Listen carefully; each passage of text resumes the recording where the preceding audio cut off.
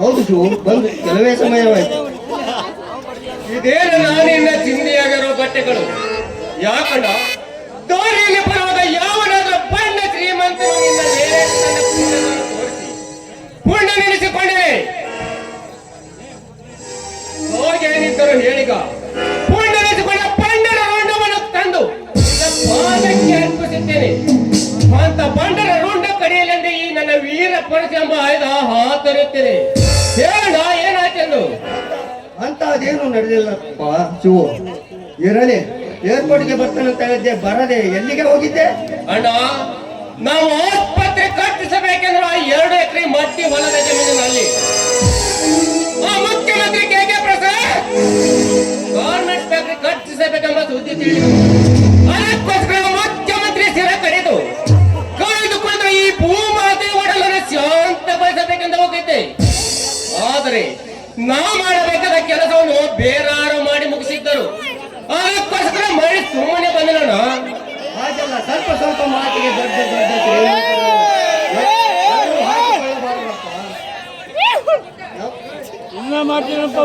ಏಕೆ ಬೇಕಪ್ಪ ರಾಜಕೀಯ ವಿಷಯ?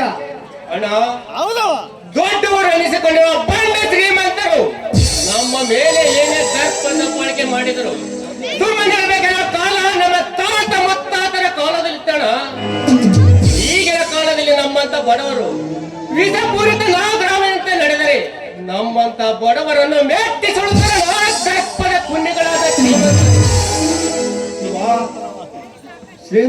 ಶ್ರೀಮಂತರು ತಮ್ಮ ಜೀವನವನ್ನು ಕಾಪಾಡಿಕೊಳ್ಳಲು ಅನೇಕ ವಿಜ್ಞಾನದಿಂದ ಕೊಂಡೊಡೆದ ಪವರ್ಫುಲ್ ಗನ್, ಪಿಸ್ತೂಲ್, ಬಂದೂಕುಗಳನ್ನು ಇಟ್ಟುಕೊಂಡಿರ್ತಾರೆ. ಅಂತ ಶ್ರೀಮಂತರನ್ನು ಎದುರಿಸುವ ಕಡು ಬಡವರಾದ ನಮ್ಮ ಆಯುಧಗಳು ಏನಿದೆ ಅಪ್ಪ?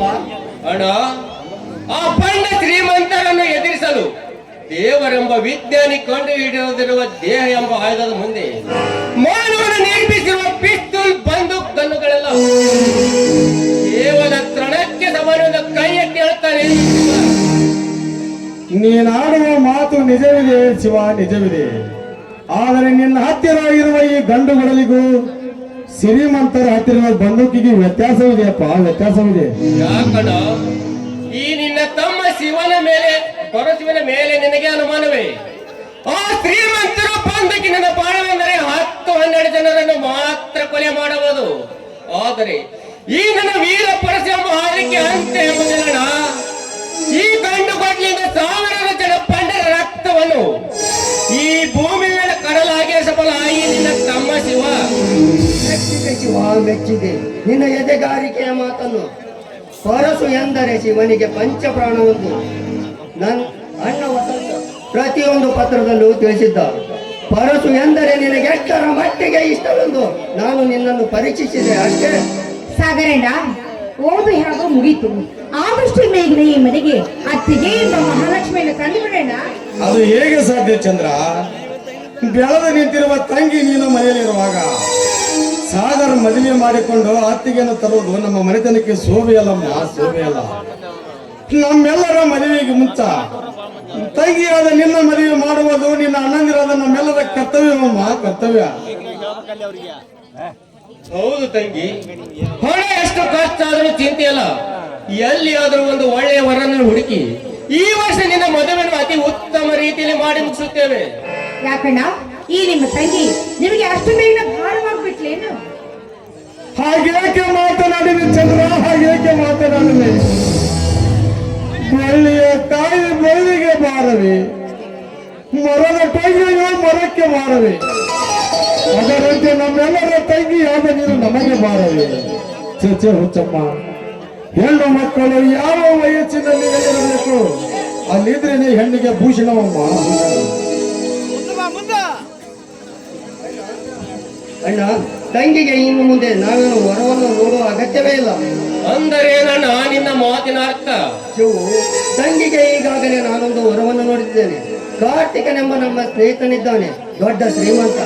ಅವರ ದೊಡ್ಡಪ್ಪನ ಆಸ್ತಿಯನ್ನು ನೋಡಿಕೊಂಡು ಹೋಗಲು ಇದೇ ಊರಿಗೆ ಬಂದಿದ್ದಾನೆ. ಮುಂದಿನ ವಾರವೇ ತಂಗಿಯನ್ನು ನೋಡಿಕೊಂಡು ಹೋಗಲು ಬರುವುದಾಗಿ ತಿಳಿಸಿದ್ದಾನೆ. ತಂಗಿ ಚಂದ್ರ, ನೀನು ಹೇಳಿದ ಹಾಗೆ ನಂಬಿದವರನ್ನು ಎಂದಿಗೂ ಕೇಳದ ತಾಯಿ ಎಲ್ಲಮ್ಮ ಅಂತ ನೀ ಹೇಳಿದ ಮಾತು 100ಕ್ಕೆ 100 ನಿಜವಾಯ್ತು ನೋಡಮ್ಮ. ಹಾಗಾದ್ರೆ ಅಣ್ಣ, ಇದೇ ಸಂತೋಷದ ಸಮಯದಲ್ಲಿ ಆ ದೇವಿಯ ನಮ್ಮನ್ನು ಹಾಡಿಕೊಳ್ಳೋಣ. ನಿಮ್ಮ ಆಸೆ ನಮ್ಮ ಆಸೆ ಕಣಪ್ಪ.